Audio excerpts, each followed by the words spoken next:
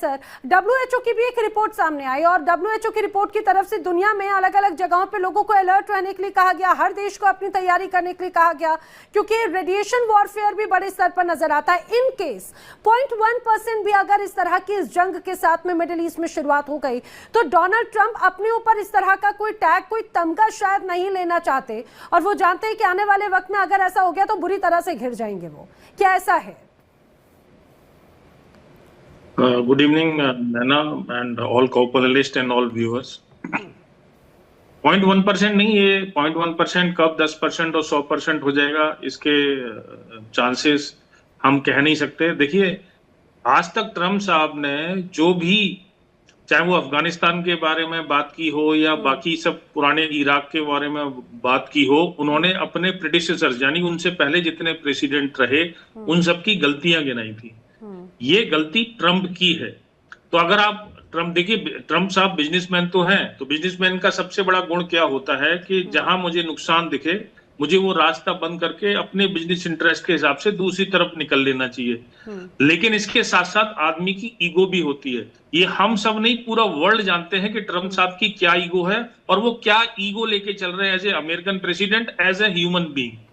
तो आप, अगर आप इस भ्रम में हैं कि ट्रम्प साहब कुछ 5 दिन का शांति विराम करके या कुछ भी कहानी बना के और सडनली अपनी हार मान के यहां से निकल जाएंगे, तो आप ये गलत फहमी अपने दिमाग से निकाल दीजिए। मैं सबको बोलता हूं, ये एक टैक्टिक्स है ट्रम्प की। 5 दिन का टाइम, देखिए 5 दिन का जो टाइम लिया गया है वो पहले भी टाइम लिया गया था। वेनेजुला के बारे में आपने अपनी रिपोर्ट में दिखाया कि बातचीत हो रही है, ईरान से भी बातचीत हो रही थी, और इस तरह से ये वॉर का एक टैक्टिक्स कहा जाता है कि आप टाइम बाई करिए अगर आपका कुछ नहीं हो रहा है।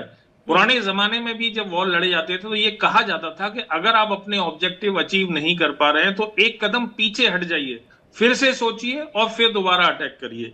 तो ये उसी टैक्टिक्स का हिस्सा हो सकता है।